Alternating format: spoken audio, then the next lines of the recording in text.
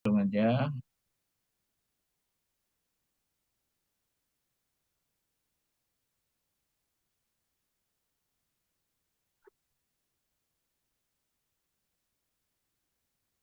Iya, saya ingatkan ya nanti eh,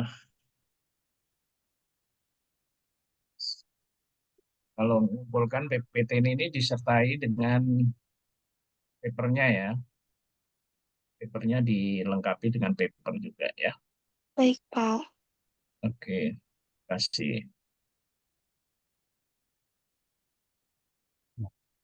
Saya izin mulai ya, Pak. Ya, silakan. Assalamualaikum warahmatullahi wabarakatuh. Eh, Wassalam. Kami dari kelompok 6 Strategic Management akan mempresentasikan materi kami yaitu Business Level Strategy and the Industry Environment. Boleh di next. Dan ini ada anggota tim kami yaitu ada Muhammad Yoga Pratama, Zerafim Emmanuel Saron, dan saya sendiri Zaid Alfahri. Oke, di materi pertama ada Strategy in a Fragmented Industry. Sorry, Fragment siapa? Sorry, siapa aja tadi? Muhammad Yoga Ya, udah Pratama, ya. Oke, Zerafin, sama Zaid Alfahri, Pak. oke. Ada semua ya? Ya. Kan lanjut. Oke, yang pertama ada strategi in a fragmented industry. Industri fragmentasi mengacu pada situasi di mana pasar didominasi oleh banyak perusahaan kecil dan menengah, tanpa ada satupun pemimpin pasar yang dominan. Dalam industri yang terfragmentasi, pangsa pasar terbagi rata di antara beberapa pemain utama, dan tidak ada satupun perusahaan yang memiliki kendali signifikan atas pasar. Nah, karakteristiknya itu pertama ada banyak pemain, pangsa pasar yang terbagi, persaingan yang ketat, produk dan layanan yang beragam, dan hambatan masuk yang rendah. Oh, boleh di next.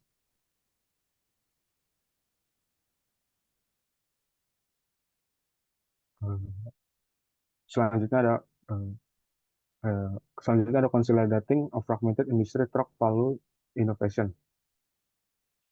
Nah, fenomena ini tuh dikenal sebagai pionir nilai atau value innovation, di mana perusahaan menawarkan lebih banyak nilai pada pelanggan dengan biaya lebih rendah.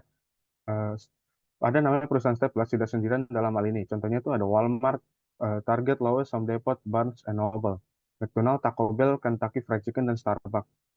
Nah, mereka ini berhasil mengkonsolidasikan industri terfragmentasi dengan strategi serupa. Mereka berhasil menentukan kembali nilai dalam industri mereka, menawarkan nilai yang berbeda dari pesaing, mapan dan menciptakan skala ekonomi yang untuk menurunkan biaya. Misalnya, McDonald menawarkan makanan cepat saji yang andal, cepat, dan nyaman dengan biaya rendah. Melalui standarisasi proses dan mencapai skala ekonomi, hal ini menunjukkan bahwa melalui pemilihan strategi perusahaan, seperti McDonald telah membantu mengkonsolidasikan industri makanan cepat saji. Boleh di next. Selanjutnya, eh, eh, alasan-alasan mengapa disebut fase fragmentasi. Yang pertama ada kurangnya ekonomi upscale. Nah, kurangnya ekonomi upscale ini dapat menyebabkan sedikit atau bahkan tidak ada keunggulan biaya dibandingkan perusahaan besar, menjadikan industri seperti pertamanan atau layanan pijat tetap terfragmentasi. Beberapa industri memiliki kebutuhan pelanggan yang sangat spesifik seperti perhiasan custom atau layanan catering. Dalam beberapa kasus, skala disekonomis bahkan mungkin terjadi seperti dalam industri restoran, di mana pelanggan cenderung lebih memilih restoran lokal yang unik daripada jaringan restoran nasional. Selanjutnya ada loyalitas merek yang bersifat lokal. Loyalitas merek dalam industri bisa bersifat lokal karena sulit membangun merek yang melampaui lokasi atau wilayah tertentu. Misalnya, pembeli rumah cenderung lebih memilih bekerja dengan agensi lokal karena pengetahuan lokal yang lebih baik. Yang kedua ada industri layanan pijat juga mengalami hal serupa karena loyalitas mereka didorong oleh value individual terhadap pijat atau oleh kepercayaan mereka terhadap perusahaan tersebut. Selanjutnya ada rendahnya hambatan masuk. Nah, karena kurangnya ekonomi of scale dan rendahnya loyalitas merek nasional menunjukkan rendahnya hambatan masuk dalam industri tersebut. Nah, hal ini tuh membuat banyaknya pendatang baru dapat membuat industri tetap terfragmentasi.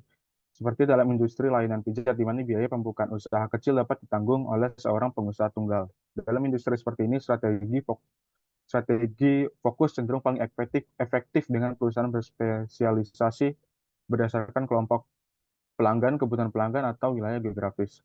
Dan di materi selanjutnya ada strategi bagaimana menggunakan eh, strategi di industri fragmentasi. Next. Nah, yang pertama ini ada chaining ya. Strategi chaining atau retailing adalah pendekatan yang dirancang untuk memanfaatkan kepemimpinan biaya dengan membuka jaringan toko retail yang terhubung melalui teknologi informasi, menciptakan satu perusahaan besar. Contohnya ada Lois, Staples, Starbucks adalah contoh sukses yang dimulai dengan satu atau beberapa lokasi sebelum berkembang secara cepat untuk membangun merek nasional dan mencapai skala ekonomi. Mereka dengan cepat membuka lokasi baru dan menghubungkannya melalui sistem informasi. Eh, dengan membangun toko retail ini, mereka akan membangun loyalitas mereka yang kuat dan mengurangi biaya melalui skala ekonomi.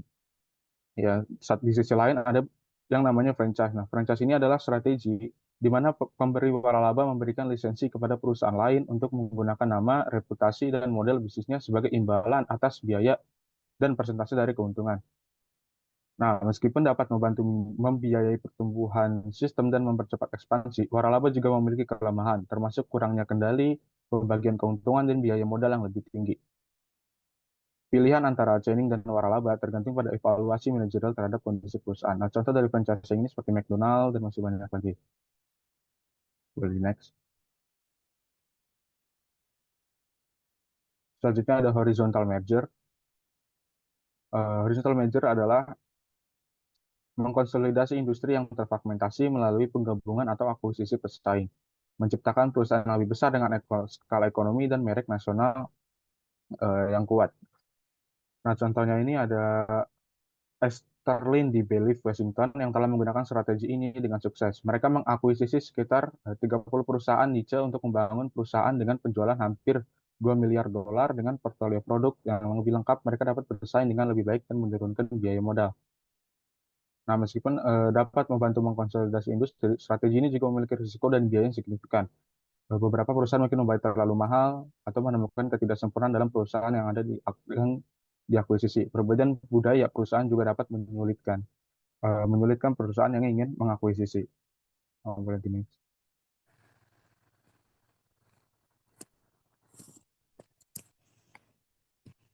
Selanjutnya ada study case dari materi saya. Nah, eh,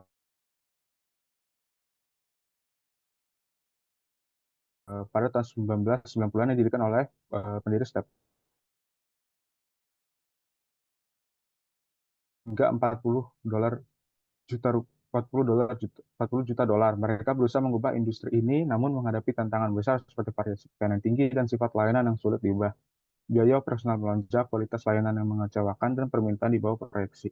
Saat ini Zoox memiliki kurang dari 40 toko dan hanya terfokus di Boston dan para pendiri sudah tidak terlibat lagi dalam bisnis ini. Nah, boleh di next, biar. Nah, menurut kelompok kami itu, mengapa Zoox tidak mampu mengkonsolidasikan industri dry cleaning meskipun modal mereka memadai dan bakat manajerial yang berbakat dalam menciptakan perusahaan stateless. Nah, menurut kelompok kami itu, mereka sulit mengubah kebiasaan konsumen, di mana pada industri dry cleaning ini merupakan industri yang terfragmentasi. Nah, konsumen ini sebagai kategori dengan minat rendah mungkin sulit untuk mengubah kebiasaan konsumen dan preferensi terhadap penyedia layanan tertentu. Meskipun Zoot menawarkan berbagai fitur kenyamanan dan layanan yang inovatif, konsumen masih cenderung memilih penyedia layanan tradisional atau yang sudah kenal atau dipercaya mereka, atau yang lebih dekat dengan jarak di rumah mereka. Nah, solusi dari kelompok kami itu pertama ada fokus pada standarisasi proses, memprioritaskan upaya untuk mengembangkan proses dry cleaning yang terstandar dan dapat dioptimasikan sebanyak mungkin.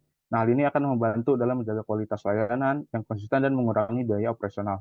Selanjutnya adalah mencari kemitraan yang strategis. Nah, kami akan menyarankan mencari kemitraan strategis dengan bisnis besar seperti hotel, rumah sakit, dan restoran yang memiliki kebutuhan pencucian kering yang besar dan konsisten. Nah, kemitraan semacam ini itu dapat memberikan stabilitas pendapatan dan akses ke pasar yang lebih luas. Materi selanjutnya akan dilanjutkan oleh teman saya juga. Baik, selanjutnya kita akan membahas dari strategi embryonic and growth industry. Nah, strategi dalam industri embryonic dan growth ini merujuk pada pendekatan yang diambil oleh perusahaan saat mereka beroperasi dalam tahap awal atau embryonic dan pertumbuhan atau growth dalam siklus hidup industri. Nah, di tahap industri atau embryonic awal, fokusnya adalah membangun dasar kuat untuk pertumbuhan ke depan. Kemudian perusahaan harus konsen dalam membangun kemampuan inti, sesuaikan dengan strategi bisnisnya, dan pahami pasar dengan baik.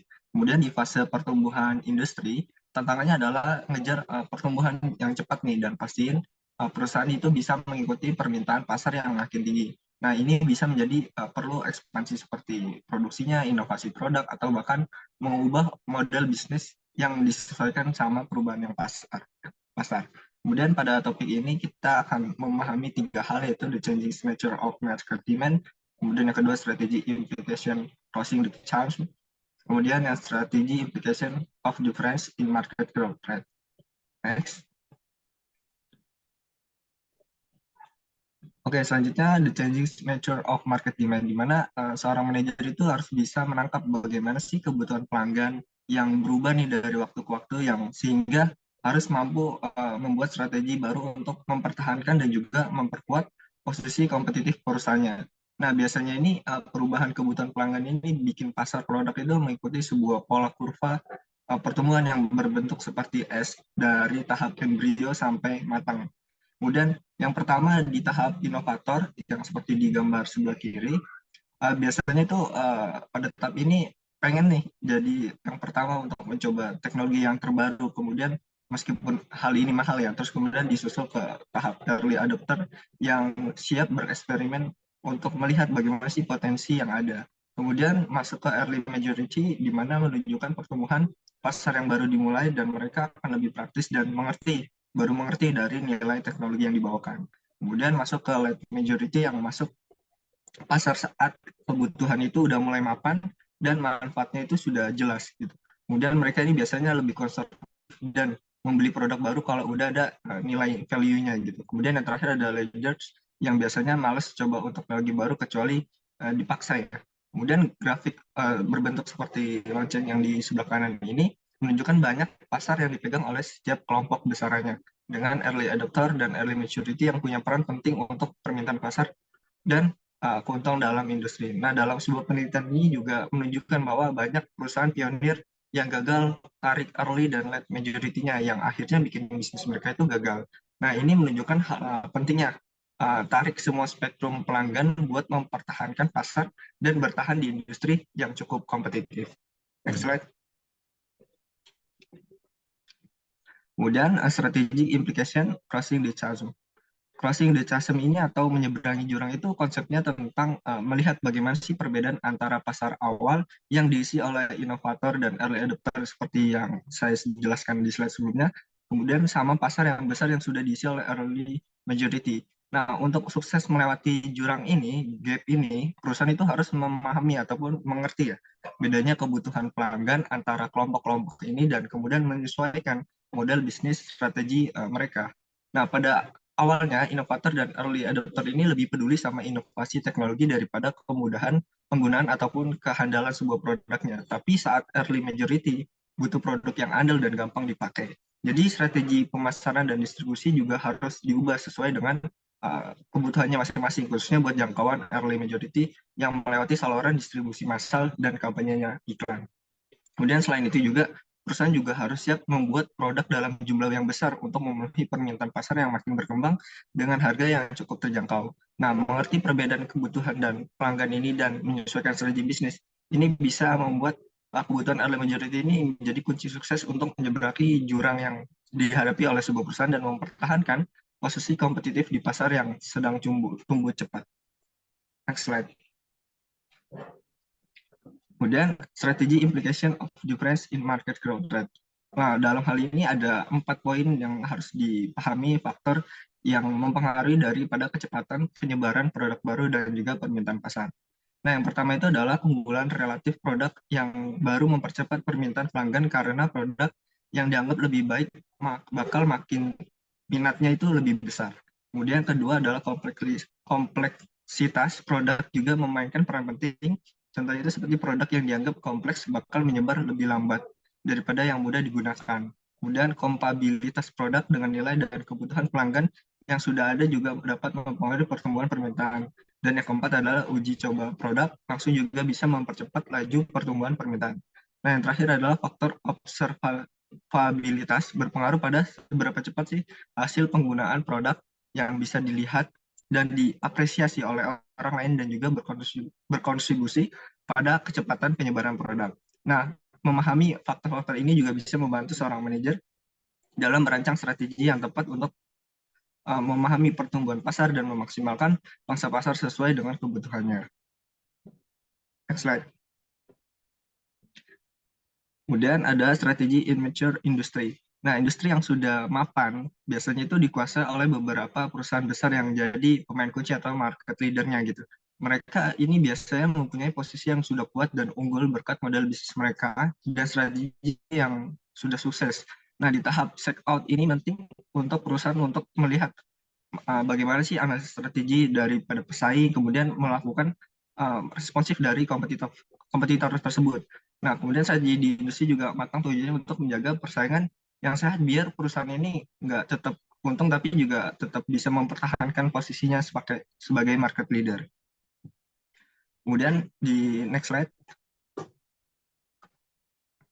di strategi to deter entry, di mana dalam industri yang sudah mapan tadi, biasanya perusahaan sudah sukses dalam ekonomi yang skalanya cukup besar dan mereknya sudah sangat dikenal oleh banyak masyarakat gitu.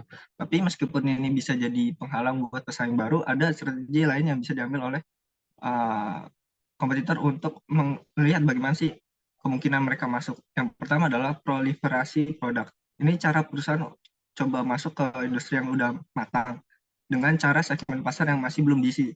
Contohnya itu misalnya perusahaan mobil Jepang yang masuk ke pasar Amerika dengan mobil murah dan hemat bahan bakar. Nah, dengan mengisi semua segmen pasar ini, perusahaan itu udah bikin pesaing itu susah untuk masuk ke industrinya. Kemudian ada penetapan harga batas seperti yang digambar limit pricing. Itu kalau perusahaan udah punya ekonomi skala besar, tapi mereka takut ada pesaing baru. Nah, mereka ini bisa set harga lebih rendah dari yang seharusnya untuk membendung masuknya daripada pesaing baru. Kemudian yang terakhir adalah komitmen strategis. Ini kayak investasi yang nunjukin ke calon pesaing bahwa masuk pasar bakal itu sangat susah gitu. Nah, misalnya kalau perusahaan incumbent investasi kapasitas produksi lebih banyak dari yang dibutuhkan. Nah, ini bikin pesaing baru bakal mikir 2 kali untuk masuki industrinya. Next slide. Dan yang di tahap ini strategi to manage rivalry. Nah, kita juga harus tahu bahwa perusahaan itu nggak hanya ingin melawan pesaingnya aja, tapi juga pengen mengelola persaingan harga dan juga bikin strategi yang bagus. Nah, yang pertama kita punya yang namanya sinyal harga, gimana jadi ini kayak cara perusahaan ngasih tanda ke pesaing bahwa mereka ini siap untuk bersaing ataupun berperang harga. Nah, misalnya kalau pesaing ingin turunin harga, nah mereka ini akan mengikuti penurunan harga tersebut. Dan kalau pesaingnya ikut menaiki harga, maka juga kita akan mengikuti kenaikan harga tersebut. Itu kayak permainan ketat, tapi bikin harga itu dalam industri naik turun. Kemudian terus ada yang namanya kepemimpinan harga, jadi suatu perusahaan itu akan bertanggung jawab untuk mengatur dan memanage harga yang membuat industri itu dapat untung lebih banyak. Tapi yang ini biasanya perusahaan punya biaya tinggi, jadi nggak berusaha jadi nggak efisien. Nah, yang ketiga itu adalah kompetisi harga. Ini cukup penting soalnya nggak melulu soal harga, tapi juga soal membedakan produk. Misalnya produk itu bisa dibedakan dalam soal fitur dan pengembangannya, terus kemudian bisa membuat produk-produk baru dan memperbaiki yang sudah ada gitu. Kemudian ada pengembangan pasar itu soal cari bagaimana pasar baru untuk perusahaan misalnya produsen mobil Jepang yang mulai dari model ekonomis dan lama-lama naik ke kelas tinggi. Terus proliferasi produk itu bikin persaingan bukan cuma soal harga tapi juga soal kualitas. Nah, yang terakhir adalah kontrol kapasitas, itu juga cukup penting dalam melihat bagaimana kapasitas produksi yang berlebih biar nggak membuat harga dalam industri itu jatuh seperti itu. Next slide. Ya, sekarang kita ke pembahasan berikutnya. Ini kita akan membahas materi tentang strategi in declining industry. Nah, strategi dalam industri yang sedang menurun adalah rencana menyeluruh untuk membantu perusahaan bertahan hidup atau bahkan bisa berkembang meskipun pasar sedang mengalami penyusutan. Nah, strategi ini tuh berbicara tentang cara beradaptasi dengan lingkungan yang menantang dan memanfaatkan peluang yang tersisa sebaik-baiknya. Nah, strategi ini tuh tentunya sangat dibutuhkan oleh semua perusahaan yang masih aktif berjalan di industrinya masing-masing. Nah, karena Cepat atau lambat, semua industri bakal memasuki yang namanya tahap penurunan, di mana ukuran total marketnya itu mulai menyusut dan menyusut lagi. Nah, kita bisa ambil contoh dari industri kereta api, industri tembakau, industri baja, dan bisnis surat kabar. Nah, industri kereta api dan baja ini mulai menurun ketika ada perubahan teknologi yang menghadirkan pengganti yang layak untuk produknya mereka. Seperti munculnya mesin pembakaran internal yang mendorong industri kereta api eh, ke yang namanya penurunan. Lalu industri baja mengalami penurunan dengan adanya plastik dan bahan-bahan komposit lainnya. Lalu industri surat kabar juga mengalami penurunan karena maraknya situs berita di web. Lalu yang terakhir ada industri tembakau, di mana dia mengalami penurunan karena ada perubahan sikap sosial terhadap merokok. Ya, ini tuh asalnya dari kekhawatiran tentang efek kesehatan dari merokok. Akhirnya industri itu mengalami penurunan. Nah, jadi kita tuh bisa tahu industri ini bisa mengalami penurunan karena sejumlah alasan. Seperti tadi, seperti perubahan teknologi, tren sosial, dan pergeseran demografis. Lalu di sini ada alasan kenapa strategi itu penting. Ini ada 5 ya di sini. Yang pertama ini ada proactive management atau pendekatan proaktif, di mana daripada alih-alih kita hanya bereaksi terhadap penurunan, strategi ini tuh memungkinkan kita untuk melakukan perencanaan dan tindakan ke depannya. Nah, strategi ini tuh bisa berupa memandu alokasi sumber daya, pengambilan keputusan, dan penyesuaian model bisnis untuk menavigasi landscape pasar yang sudah berubah. Lalu yang kedua ada mitigate risk atau manajemen risiko, di mana kita tuh harus memahami tantangan industri supaya kita membantu mengurangi risiko yang terkait dengan penurunan ini. Nah, hal ini tuh bisa melibatkan penghematan biaya, diversifikasi ke area yang baru, atau bahkan kita bisa berfokus pada market yang sedang mengalami pertumbuhan tinggi. Lalu yang ketiga ada maximize opportunity atau memaksimalkan peluang. Nah, strategi yang baik dapat membantu kita mengidentifikasi dan memanfaatkan peluang dalam pasar yang sedang mengalami penurunan. Nah, ini tuh kita harus melibatkan inovasi, pengembangan produk yang atau layanan yang baru, atau kita bisa akuisisi dari pesaing yang gagal dengan harganya diskon. Lalu yang keempat kita bisa prioritas resource atau memprioritaskan sumber daya. Nah, dalam pasar yang menyusut, sumber daya tentunya akan menjadi lebih terbatas daripada sebelumnya. Nah, dengan ada strategi, ini kita bisa membantu prioritaskan di mana kita akan mengatur anggaran terbesar, mengatur personel, dan mengatur sumber daya lainnya. Nah, ini tuh sangat berdampak sekali dalam kelangsungan hidup perusahaan. Lalu yang terakhir ada attract investor and partner, atau menarik investor dan partner bisnis. Nah, dengan kita mempunyai strategi yang matang dan tersusun, maka kita dapat dengan mudah sekali mencari investor maupun rekan bisnis. Nah, karena kita tuh bisa menunjukkan kepada mereka bahwa kita mempunyai strategi dan menghadapi pasar yang sulit, dan kita punya potensi bangkit yang lebih kuat di masa depannya. Nah, baik, kita ke slide berikutnya, itu ada choosing strategi. Nah, dalam menghadapi industri yang sedang menurun, kita tuh bisa menyiapkan beberapa strategi untuk bisa beradaptasi di kondisi yang baru. Nah, strategi ini dibagi jadi 4 strategi, di mana semua strategi itu mempunyai konsep dan penggunaannya masing-masing. Seperti yang di slide ini, kita ada leadership strategi dan niche strategi. Nah, kita bahas leadership strategi dulu. Nah, leadership strategi ini adalah strategi yang berfokus untuk mempertahankan posisi dominan dalam industri yang sedang mengalami penurunan. Nah, kita tuh harus melibatkan 3 hal. Di sini kita harus melibatkan inovasi. Seperti kita tuh harus mengembangkan produk atau layanan baru yang memenuhi kebutuhan pelanggan, yang dimana itu kebutuhannya itu terus berkembang, dan kita harus menjadi terdepan dalam persaingan. Lalu yang kedua ada efisiensi, di mana kita tuh harus merapikan operasi, mengurangi biaya, meningkatkan produktivitas, supaya kita bisa mempertahankan profitabilitas meskipun masyarakat sedang mengalami penyusutan. Lalu yang terakhir ada brand image atau citra merek, di mana kita tuh harus membangun reputasi merek yang kuat dari segi kualitas, keandalan, inovasi, dan layanan pelanggan, supaya kita tuh bisa membedakan diri kita dari pesaing kita. Nah, ini contohnya kita bisa ambil perusahaan Apple, di mana Apple ini sebelumnya dia tuh fokus di bidang komputer atau PC. Namun karena dia melihat pasar PC tidak bertumbuh lagi dengan eksplosif, maka Apple berinovasi ke MacBook, iPad, dan iPhone. Nah, dengan cara itu mereka tuh bisa mempertahankan posisi mereka sebagai leader di bagian PC dan lain-lainnya, di teknologi tentunya. Lalu yang kedua ada niche strategi, di mana strategi ini tuh fokus uh, pada penggarapan segmen tertentu yang menguntungkan dalam industri yang sedang menurun. Nah, ini kita tuh harus pertama-tama kita harus identifikasi ceruk pasar. Seperti kita tuh harus menemukan kelompok pelanggan yang terdefinisi dengan baik, dengan kebutuhan unik yang tidak terlayani baik oleh bisnis yang lain. Lalu yang kedua ada developing expertise atau mengembangkan kalian. Kita tuh harus menjadi spesialis dalam produk atau layanan tertentu dan membangun pengetahuan mendalam untuk memenuhi kebutuhan khusus pasar tersebut. Lalu yang terakhir ada customer experience, di mana kita tuh harus memberikan layanan pelanggan yang luar biasa dan membangun hubungan yang baik dengan para pelanggan kita agar kita bisa membuat namanya loyalitas. Yang di sini kita ambil perusahaan Barnes dan Noble. Perusahaan Barnes dan Noble ini adalah perusahaan buku offline seperti Gramedia di Indonesia, di mana dia tuh sedang mengalami penurunan karena seperti yang kita tahu sekarang buku-buku ini dijual di web atau buku-buku ini dipasarkan secara online. Nah, Barnes dan Noble ini pakai strategi ini dengan cara dia tuh fokus ke dalam pengalaman di dalam toko. Mereka tuh membuat meet and greet antara penulis dan pembacanya. Mereka juga membuat klub buku dan mereka juga membuat program membaca untuk anak-anak. Nah, strategi ini tuh mereka melayani pelanggan yang meragai pengalaman fisik toko buku dan aspek komunitas. Lalu kita ke slide berikutnya, di mana ini ada marketing strategi atau strategi manen. Nah, strategi ini tuh fokus pada memaksimalkan arus kas dari industri yang sedang menurun sebelum bisa keluar. Nah, ini ada 3 aspek yang perlu dibahas juga. Yang pertama adalah pengurangan biaya.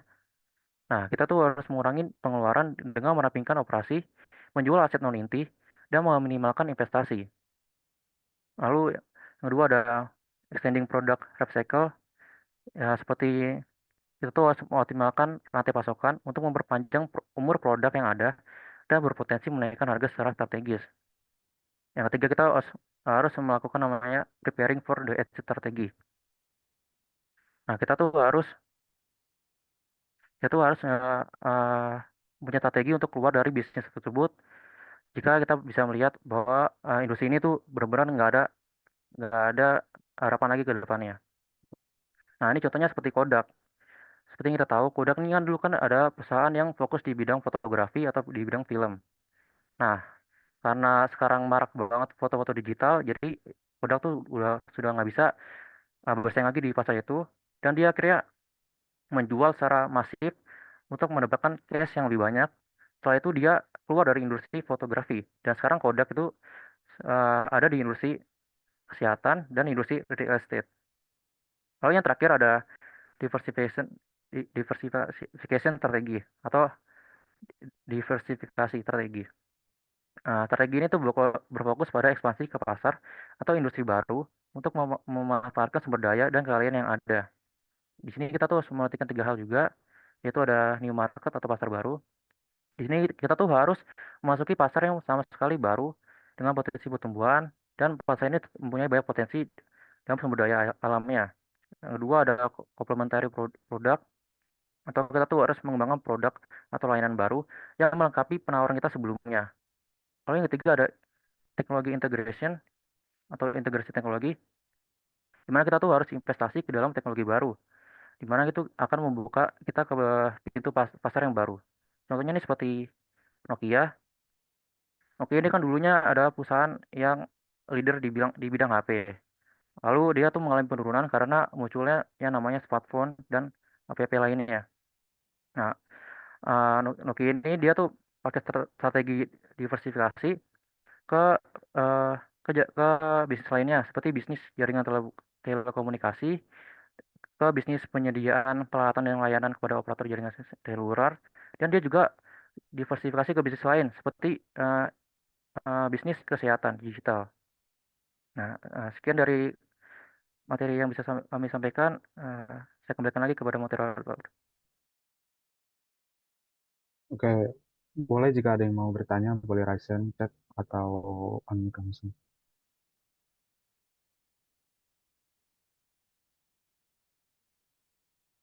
Oke, boleh. Rizky. Oke, sebelumnya makasih atas penyampaian materinya.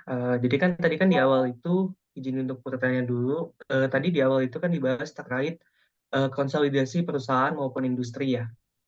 Nah, pertanyaan saya itu bagaimana suatu perusahaan dapat memastikan bahwa konsolidasi yang terjadi itu bisa dilakukan secara berkelanjutan dan bisa bertanggung jawab secara etika bisnis yang ada. Oke, terima kasih Rizky. Terima kasih, Zaid. Boleh Rahma? Oke, suara saya terdengar? Terdengar. Oke, tadi kan dijelaskan ya mengenai strategis in embryonic and growth industry. Nah, pertanyaan saya itu, apa masalah utama dalam mempertahankan keunggulan kompetitif dalam lingkungan industri yang masih embrionik dan sedang berkembang? Terus, apabila bisnis ini sudah mature, bahkan menjadi market leader, apa saja bahaya terkait dengan menjadi pemimpin dalam suatu industri? Nah, sekian, terima kasih. Terima kasih Rahma. Oke, boleh Ara. Oke, sebelumnya saya mau mengucapkan terima kasih kepada kelompok yang telah memaparkan materinya dengan sangat baik. Saya izin bertanya, tadi kan sudah dijelaskan ya mengenai crossing the charm gitu. Nah, pertanyaan saya adalah apa saja tantangan utama yang dihadapi perusahaan ketika mencoba untuk menyeberangi jurang antara pasar awal dan juga pasar massa, serta langkah apa saja sih yang sebaiknya dilakukan oleh perusahaan sebagai antisipasi? Terima kasih. Terima kasih Ara. Oke, pertanyaannya kita tampung 3 dulu, akan kami diskusikan dulu.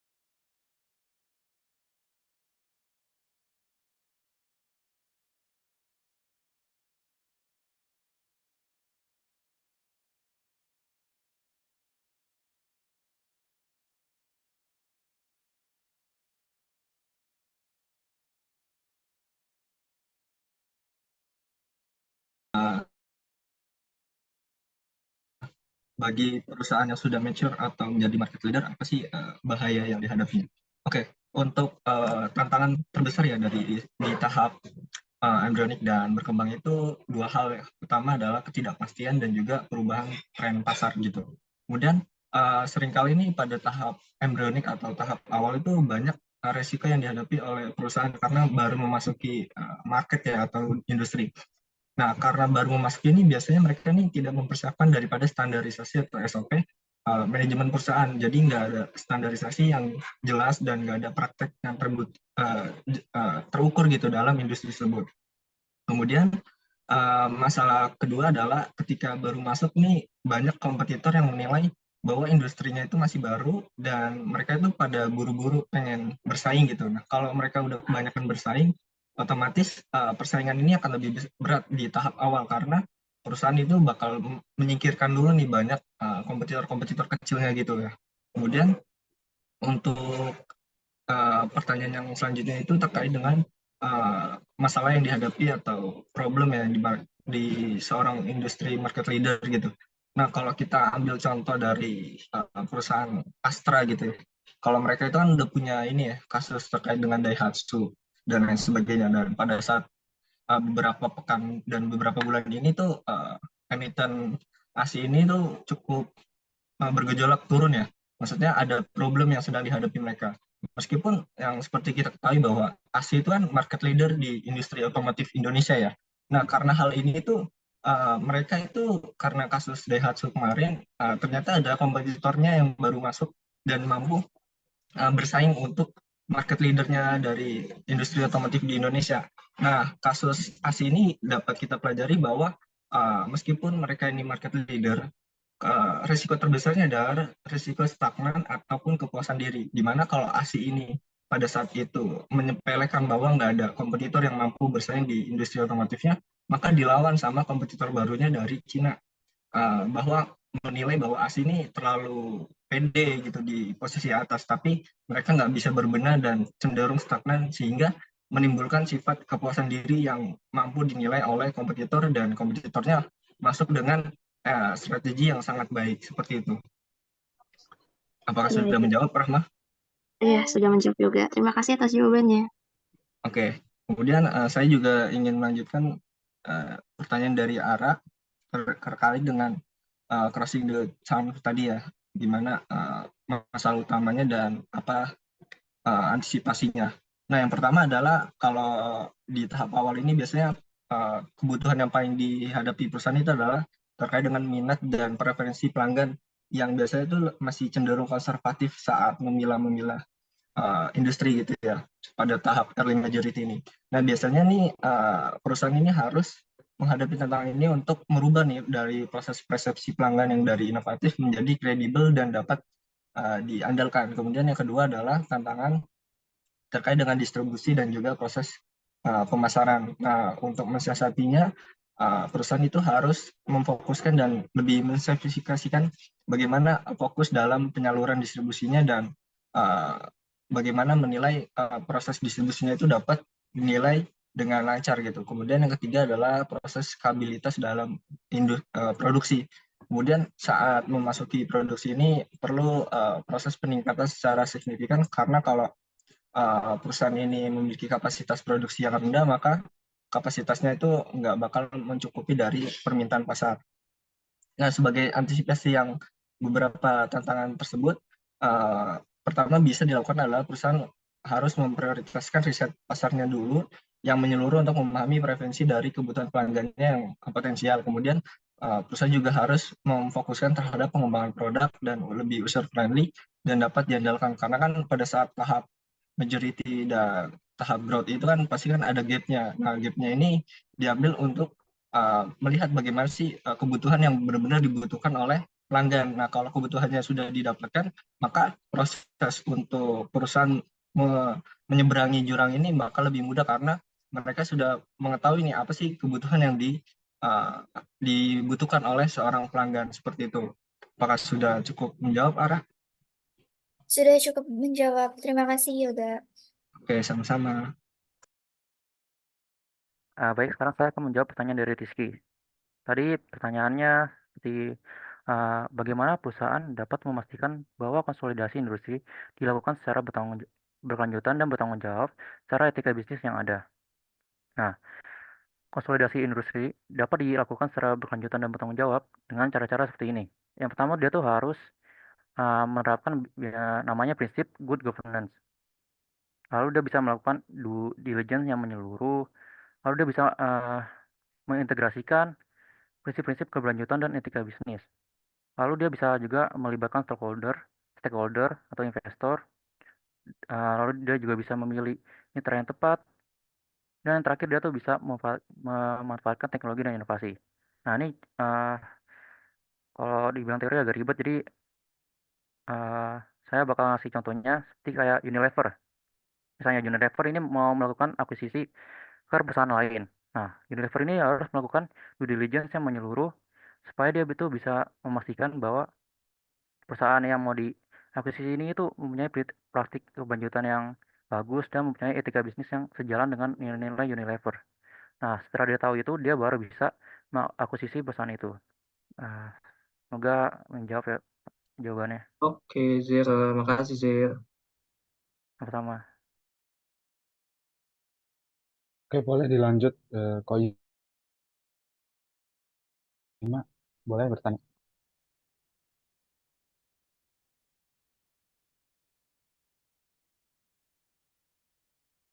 Baik, saya akan bertanya. Sebelumnya terima kasih atas presentasinya.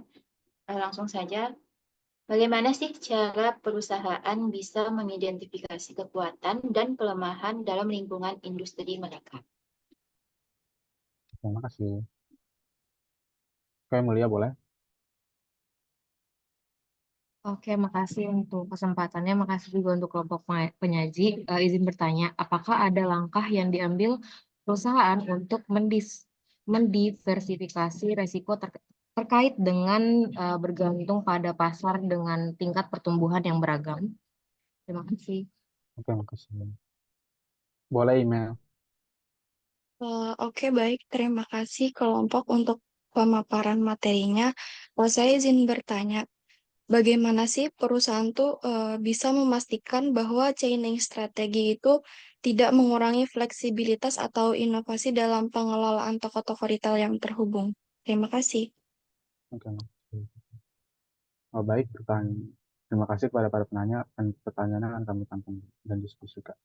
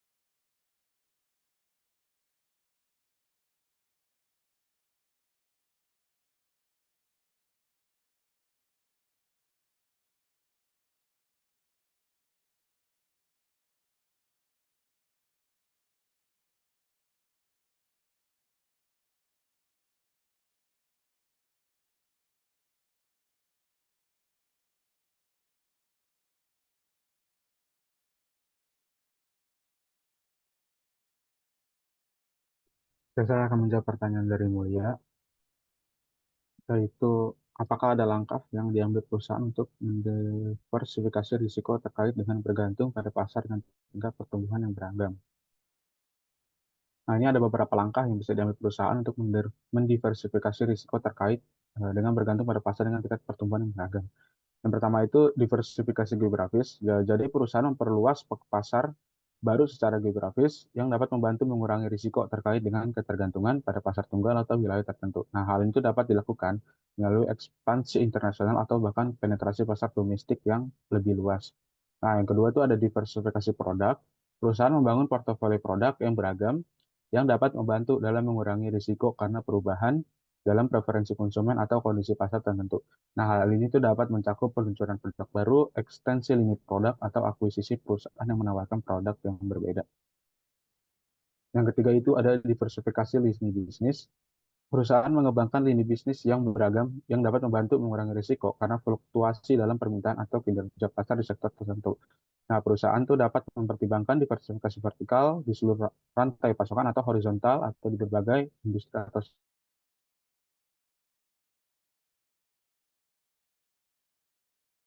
lini bisnis mereka. Nah, hal ini serta melakukan evaluasi terhadap risiko dan potensi peluang baru.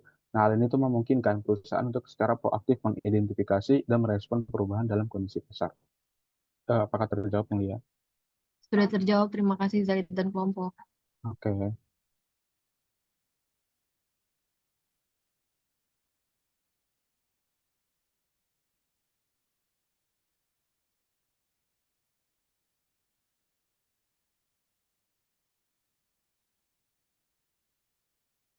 Ada lagi pertanyaan? Sudah, Pak. Bentar lagi didiskusikan dulu, Pak. Sama kelompok saya jawaban.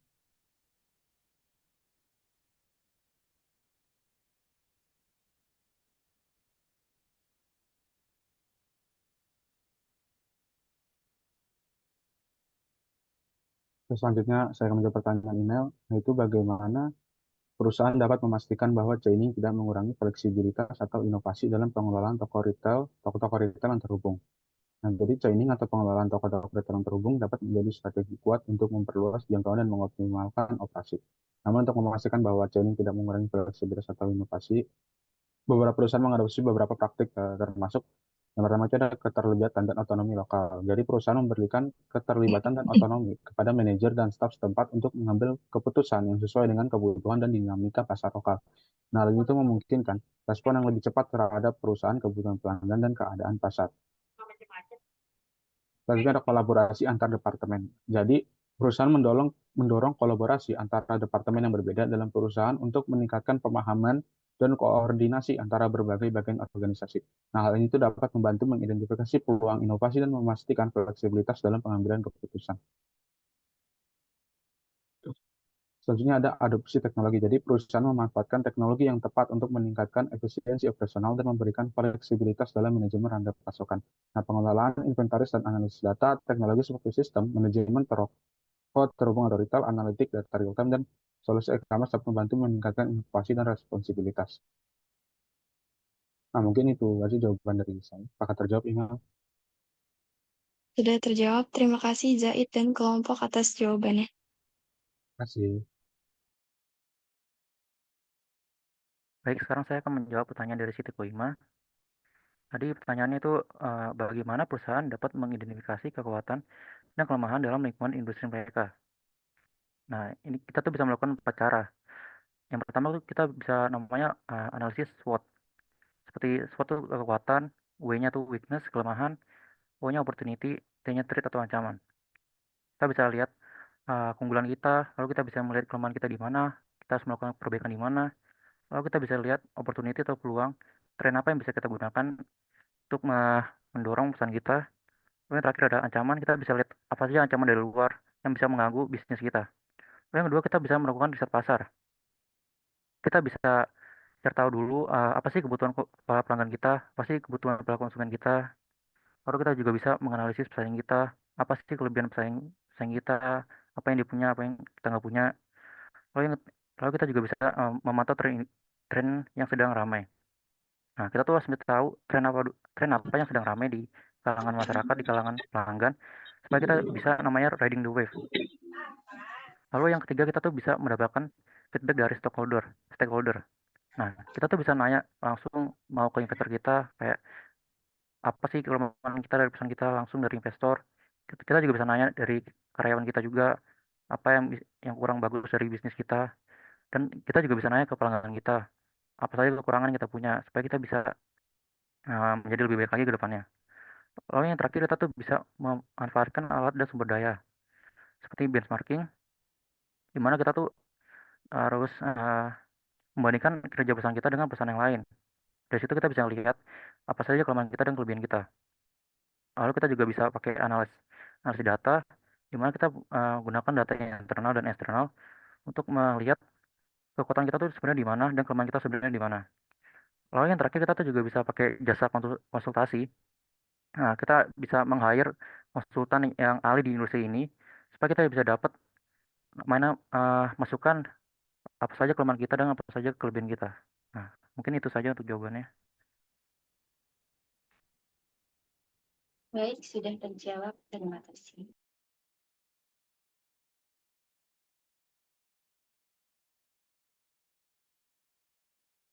Oke, mungkin itu saja sesi tanya jawab dari kelompok kami. Jika ada salah kata, mohon maaf. Kurang lebihnya mohon maaf. Wassalamualaikum warahmatullahi wabarakatuh. Kami kembalikan ke Bapak Puji Wahyu. Oke, selamat. Terima kasih ya. Selamat buat kalian semuanya. Jadi ini tadi menjelaskan tentang business level strategi and industry environment ya, lingkungan industri. Kita masih terkait dengan lingkungan industri. Kemarin ada lingkungan eksternal, lingkungan internal. Jadi kita bisa cek bagaimana mengevaluasi atau mengakses lingkungan eksternal dan lingkungan eksternal. Internal. Salah satunya adalah yang disebutkan oleh Michael Porter.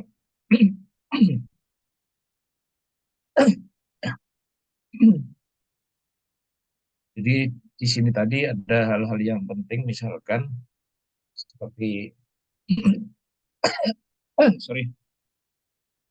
strategi dalam industri yang terfragmentasi. Industri terfragmentasi itu seperti apa? Seperti industri terfragmentasi itu adalah industri yang pelaku-pelakunya itu adalah sebagian besar itu adalah usaha-usaha. Kalau menilik ke Indonesia misalkan, Indonesia kalau ke pada jenis usahanya di Indonesia itu lebih banyak usaha kecil dan usaha menengah. Ini udah masuk ya. Kemudian jumlahnya berapa? Jumlahnya unit usaha di Indonesia itu sekitar 65 juta dan 99%-nya itu adalah usaha kecil dan menengah itu. Dan sisanya adalah usaha besar. Dan di dalam industri yang terfragmentasi itu tidak ada perusahaan yang dominan. Dan ini mungkin di Indonesia itu ya bisa dikatakan sebagai industri yang terfragmentasi karena memang benarnya sebagian besar adalah perusahaan kecil dan menengah.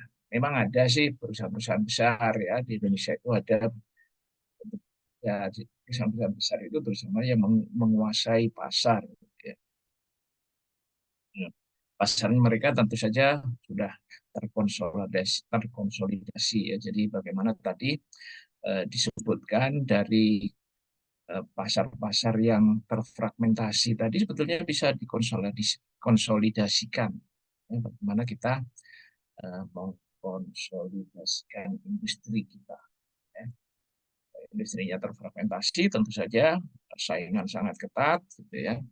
Nggak ada produk-produk dominan, dan kemudian tidak ada perusahaan yang dominan. Dan akhirnya persaingan kita sangat ketat, margin kita juga sangat ya.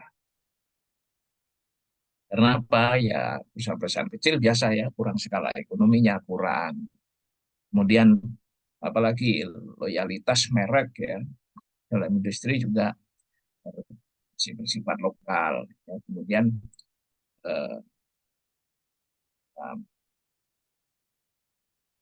lagi misalkan rendahnya hambatan masuk ya. Kapan saja kita bisa bikin kafe gitu ya. Kapan saja kita bikin salon ya, bikin tukang cukur bisa kapan saja ya. Nggak usah repot-repot. Nggak perlu biaya besar dan lain sebagainya. Itu menandakan industrinya sangat terfragmentasi. Ya, karena hambatan masuk maupun hambatan keluar itu sangat rendah. Jadi kapan saja kita bisa masuk ke industri tersebut. Harus misalkan kita masuk di industri penerbangan itu ngurusnya bisa bertahun-tahun gitu. Tapi kalau bikin salon aja besok bisa. Sekarang jadi gedungnya atau bangunannya jadi besok buka salon itu bisa saja.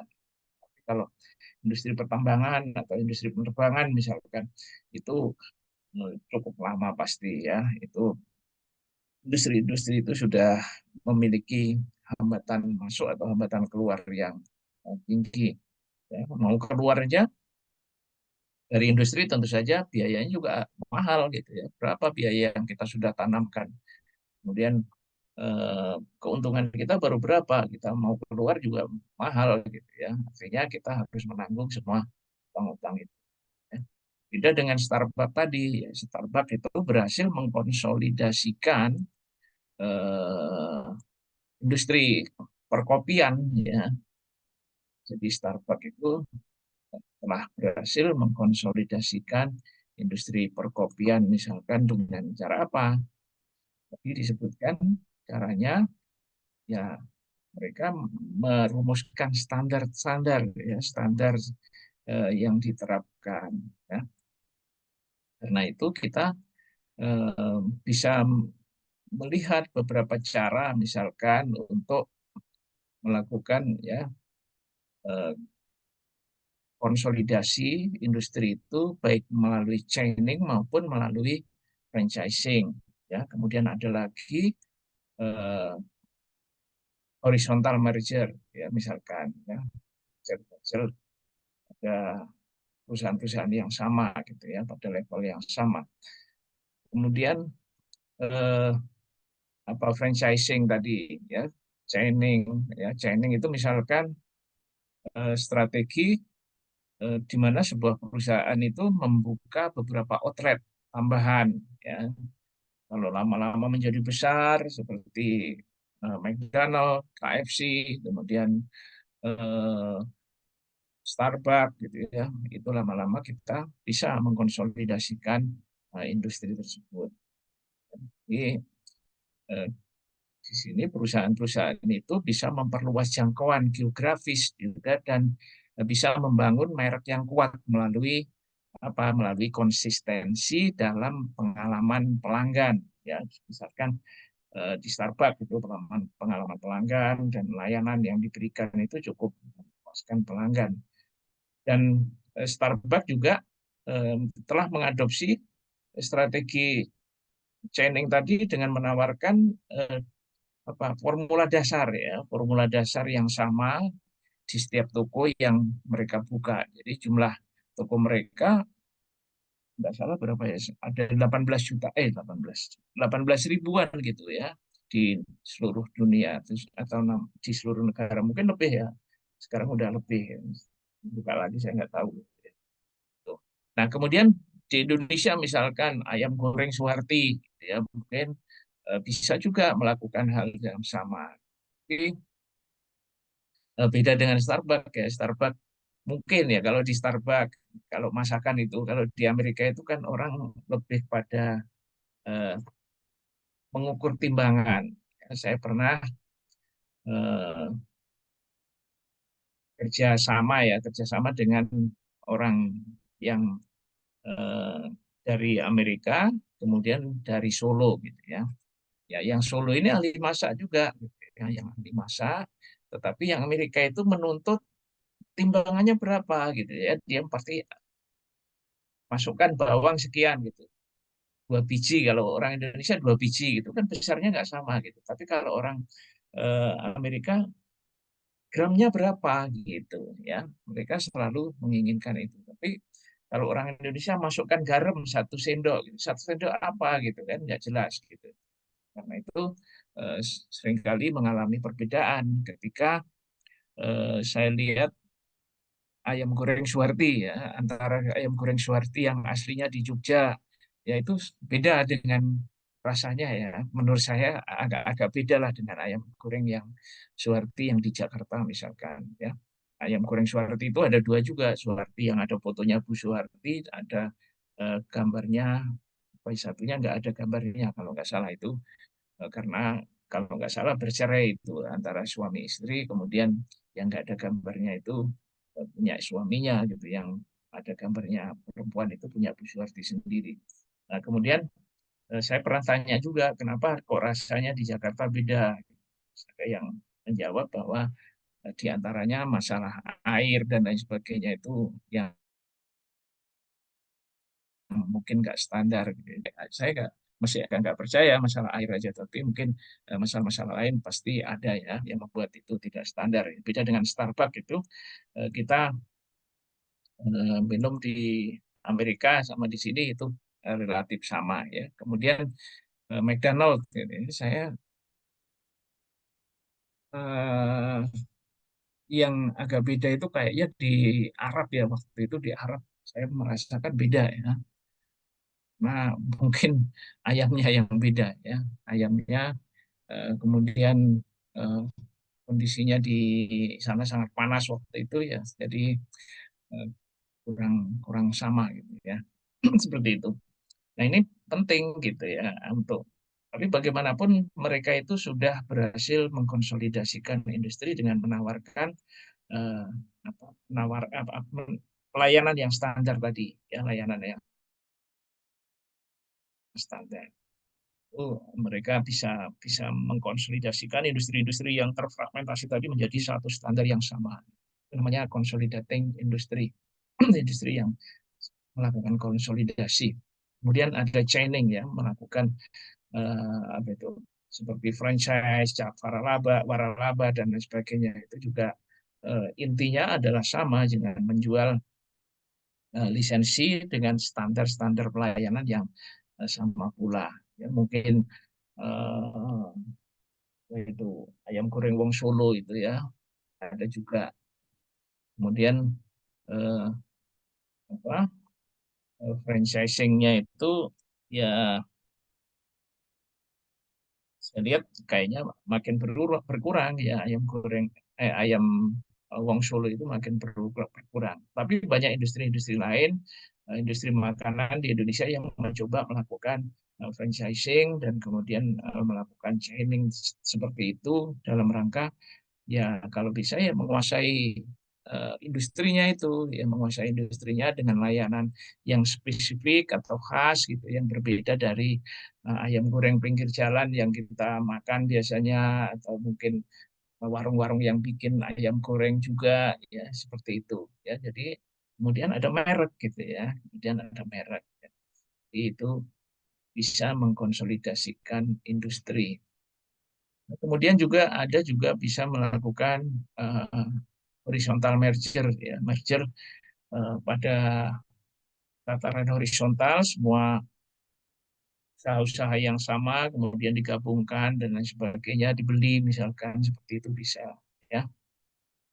Nah kemudian tadi ada juga strategi industri yang mengalami baru dibangun ya, baru muncul, yaitu embryonic dan growth industry, ya industri yang sedang tumbuh.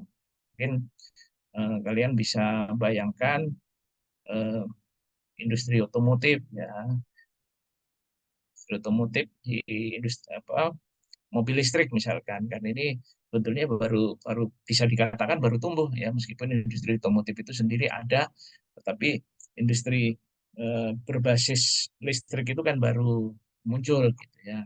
Kemudian Amerika dengan Cina misalkan, mereka bersaing ya. Tetapi ya dua-duanya bisa dikatakan embrionik gitu ya. Mereka harus membangun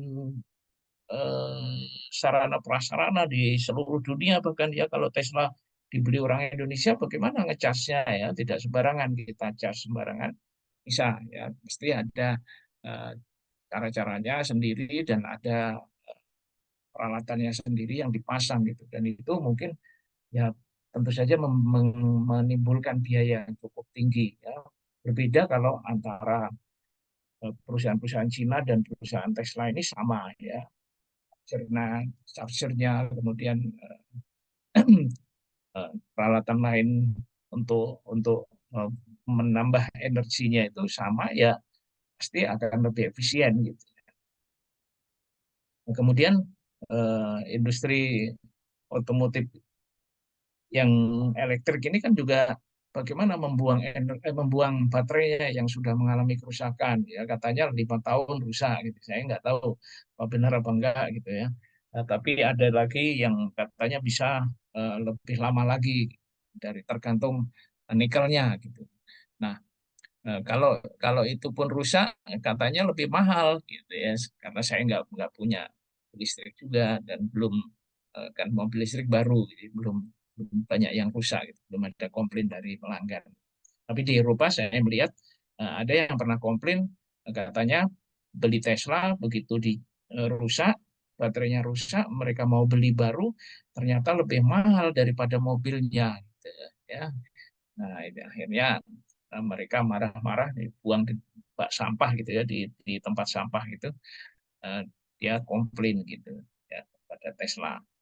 Mungkin dan baterainya itu apa? Baterainya juga berbahaya ya, nggak bisa dibuang begitu saja, dan itu berbahaya bagi lingkungan gitu. Artinya baterainya mobil-mobil listrik itu selain mahal dan mudah terbakar, ya, mudah terbakar. Kemudian apalagi ya tentu saja sampahnya tidak clean ya, tidak clean,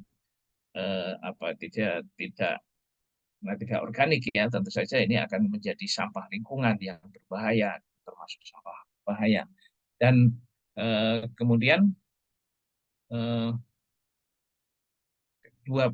kedua negara ini saling bersaing ya, Amerika dengan Amerika yang mendukung Tesla, kemudian perusahaan-perusahaan di Cina ya yang didukung tentu saja oleh pemerintah Cina bersaing mengembangkan mobil listrik. Tapi kalau kita lihat Jepang itu sebagai industri raksasa otomotif juga nggak mau begitu saja tiba-tiba menjadikan Toyota juga elektrik misalkan, ya nggak seperti itu ya, karena Toyota pasti mikir dia cari strategi lain, ya strategi apa ya? Kalau ngikuti mobil listrik pasti saya ini akan menjadi follower gitu ya, pikirnya dia ya, follower dari Amerika atau Cina. Wah, saya akan menjadi leader gitu ya. Ya kan industri besar begitu ya, mereka pengennya jadi leader. Bagaimana kalau udah leader itu mereka menerapkan harga-harga yang premium. Tadi mobil-mobil listrik kayak kita di Indonesia itu ada Ioniq 5 gitu misalkan, itu aja udah harganya sekitar 900-an gitu atau mungkin 1 miliar lebih ya. Sangat mahal. Padahal energinya kita listrik kita juga pakai batu bara gitu. Jadi bukan green energy, kita masih mengalihkan eh, apa yang di jalan raya ini menjadi apa ya, listrik kita ini sebetulnya masih masih batu bara gitu loh. Artinya kita itu hanya membuat mobil listrik itu hanya seolah-olah ya menutupi aja, tapi pada intinya kita itu masih belum green ya, belum green energy atau belum clean energy ya. Kayak kita kopi katakan kopi ditanam katanya organik gitu, padahal kita rumputnya kita semprot ya, itu udah tidak organik ya. Seperti itu harus semuanya, kalau kita mau clean energy ya harus semuanya harus bersih tadi ya, termasuk PLN-nya juga harus benar gitu, tidak dari batu bara gitu ya.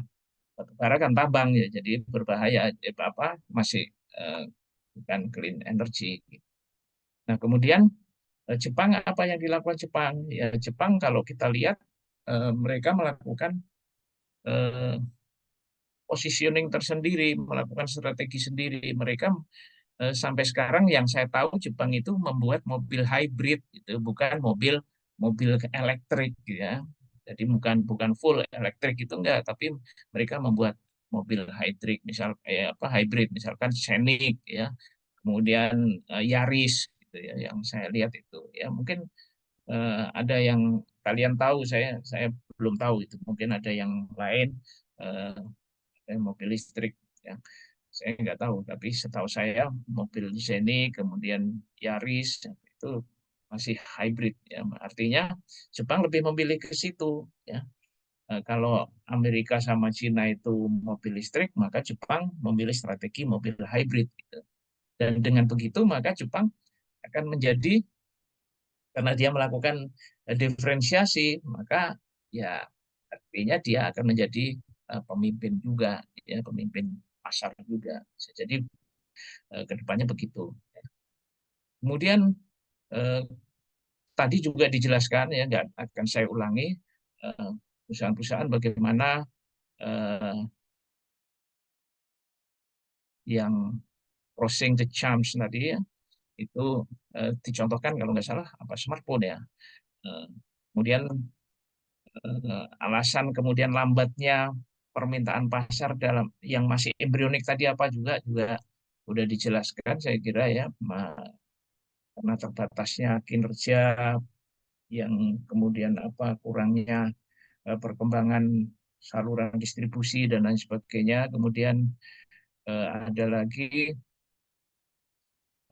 changing the nature of market demand misalkan ya, itu juga merupakan hal penting. Kemudian ada lagi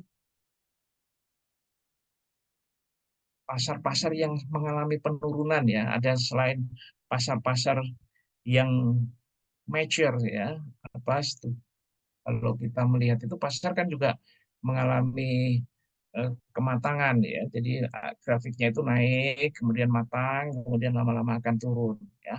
Bagaimana strategi di dalam pasar atau industri yang mature tadi ya. Jadi biasanya ditandai dengan pertumbuhan yang lambat gitu ya, tandanya itu. Kemudian kalau pasar itu dikatakan sudah matang itu begitu. Kemudian tingkat persaingannya juga tinggi, kemudian standar produknya sudah mapan seperti itu. Ya. Jadi dalam kondisi demikian, dia perlu mengadopsi strategi yang tepat untuk mempertahankan keunggulan mereka. Ya. Misalkan ada strategi untuk mendeter atau mencegah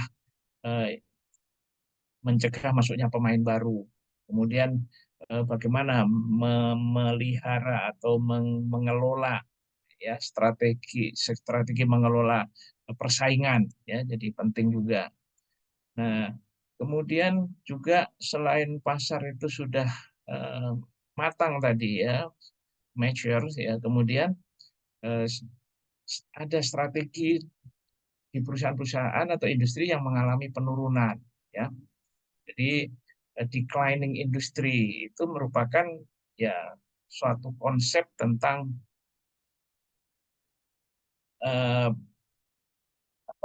penggunaan digunakan dalam atau declining industry itu digunakan dalam menyebut tingkat industri yang mengalami persaingannya itu sudah menurun dan pasarnya itu sudah menurun seperti itu. Jadi industri kalau tadi matang biasanya ditandai dengan pertumbuhan yang lambat, ya. Tapi dalam declining industry itu perusahaan ya perlu mengadopsi strategi yang berbeda, ya. Pasar dalam industri yang declining itu tentu saja ya sudah mengalami penurunan, ya. Tadi dicontohkan industri Kodak misalkan, ya. Kodak, siapa yang tidak kenal Kodak dulu, ya. Kalau motret mesti filmnya diupload dulu kemudian dicetak gitu ya. Tapi sekarang dengan adanya film-film digital, ada handphone yang bisa untuk motret dan lain sebagainya, akhirnya Kodak mati juga gitu ya. Nah, kemudian industri tadi disebutkan industri batu bara, ya, industri batu bara ya di Eropa itu udah declining gitu ya, tapi di Indonesia kita masih cukup kuat lah ya, meskipun intinya itu juga arahnya udah declining. Nah kemudian kita harus melihat juga seberapa besar declining-nya itu ya, penurunannya itu seberapa besar, itu juga perlu dicek lagi.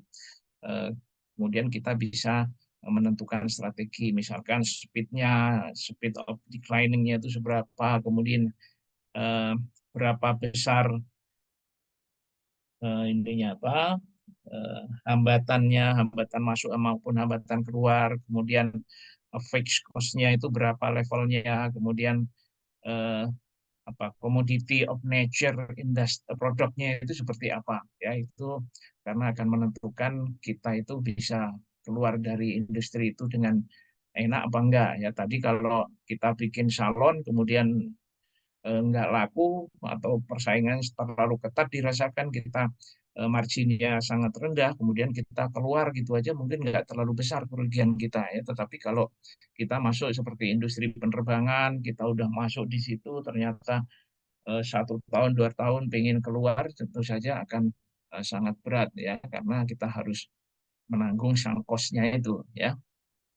Nah, strategi-strategi untuk mengatasi itu tadi disebutkan juga, misalkan leadership strategi ya, niche strategi, niche bukan nice ya, niche strategi, kemudian apalagi harvest kalau nggak salah dengan divestment ya, jadi yang nggak laku itu dijual, udah jualan aja ya, kemudian kita pelihara yang ini, tinggal ini kita coba ya seperti Kodak tadi, kira-kira seperti Kodak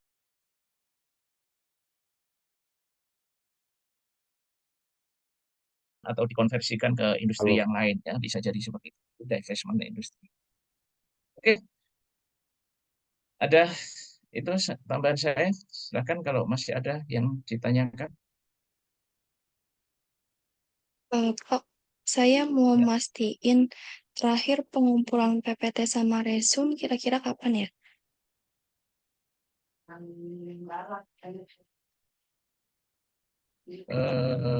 Kuliah ke-8.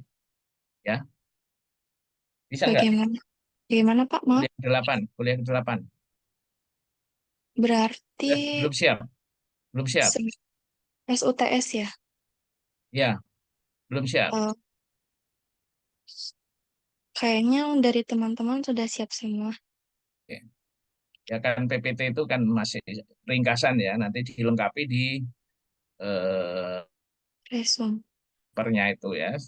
Semakin lengkap, semakin bagus ya tulisannya. Kalau bisa lengkap, bahasanya bagus, kemudian dikasih dikasih apa itu referensi-referensinya, kutipan-kutipan mana yang kita ngutip ya, dari mana itu ya, sumber-sumbernya itu juga akan semakin bagus ya. Oke, baik Pak. Jadi terakhir itu tanggal pas UTS ya? Pertemuan ke-8. Oke, oke kalau memang selesai silahkan kumpulkan ya. Oke, baik Pak. Terima kasih.